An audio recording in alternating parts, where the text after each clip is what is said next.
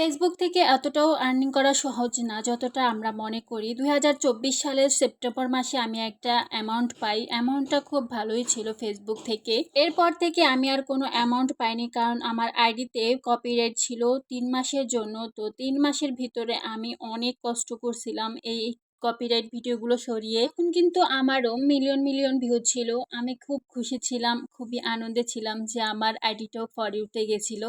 তারপর থেকে আস্তে আস্তে একটু ঢ্যাম হয়ে আসে আইডিতে, খুব রিচ কমে যায়, এঙ্গেজমেন্ট কমে যায়। তারপর কপিরাইটের কারণে একটু ঢ্যাম হয়েছিল।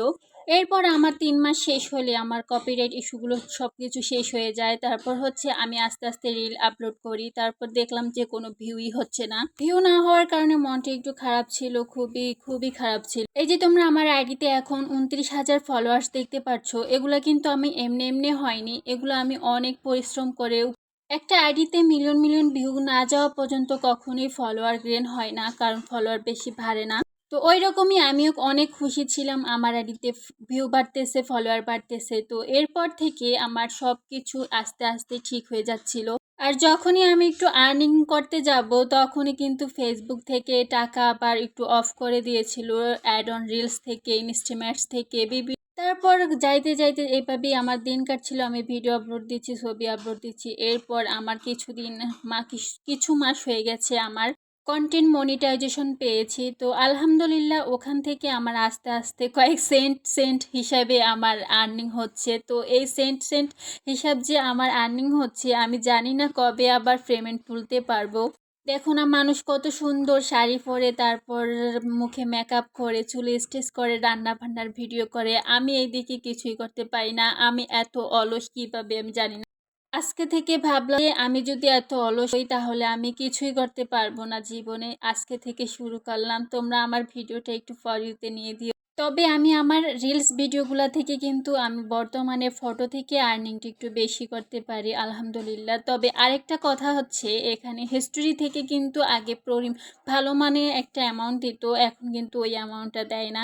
আর তোমরা যারা ফলোয়ার বাড়াতে চাও তারা কিন্তু এইসব ভিডিওতে লাইক কমেন্ট শেয়ার করে, তারপর এঙ্গেজমেন্ট করে, একে অপরকে সাপোর্ট করে তার ফলোয়ার বাড়িয়ে নিতে পারো, এঙ্গেজমেন্ট বাড়িয়ে নিতে পারো। অনেকেই আমাকে জিজ্ঞেস করে যে আমি এত ফলোয়ার কিভাবে অর্জন করছি। আরে ভাই, এত সহজ না। কিছু ভিডিও একটা যদি মিলিয়ন মিলিয়ন ভিউ হয়, তবেই আপনি আপনার আইডিতে ফর ইউতে নিতে পারবেন। আমি তো আইডি থেকে কাজ করি, অনেকে আছে ফেজ থেকে কাজ করে। ফেজ থেকে সবচাইতে ভালো হয়। ফেজে যারা খুলছে তাদের সময় লাগে না যে আইডিতে ফলোয়ার বাড়াতে, তারপর হচ্ছে রিচ, এঙ্গেজমেন্ট, ভিউ হয় সবচাইতে বেশি পেজে। তারপরও আলহামদুলিল্লাহ, অনেক অনেক শুকরিয়া আল্লাহর কাছে যে তোমরা আমাকে এত এত ভালোবাসা দাও, এত এত সাপোর্ট করো। আমার কিছু ভিডিওতে যদি সমস্যা হয়, ভুলভাল হয়, তাহলে তোমরা সেগুলো আমাকে ধরিয়ে দাও। তোমাদেরকে অসংখ্য ধন্যবাদ এইভাবে আমাকে সাপোর্ট করার জন্য। আর সত্যি কথা বলতে, আমি যে এইভাবে ক্যামেরার সামনে আসব, ভিডিও বানাবো, এটা আমার একদম কল্পনার বাহিরেই ছিল। এগুলো আমার একদমই পছন্দ ছিল না। তো এখন কি করার, একটু নিজের স্বপ্নগুলো পূরণ করার জন্য একটু কিছু তো করতেই হবে, কাজ মাস চাই, তাই না? তো ঘরে বসে আমি এই কাজটা করছি। তো আজকের ভিডিওটা কেমন হয়েছে? সবাই ভালো থাকবা, সুস্থ থাকবা। আল্লাহ হাফেজ। আর একটু লাইক কমেন্ট শেয়ার করে দিবা। তোমাদের সাপোর্টই আজ আমি এ পর্যন্তই। ধন্যবাদ।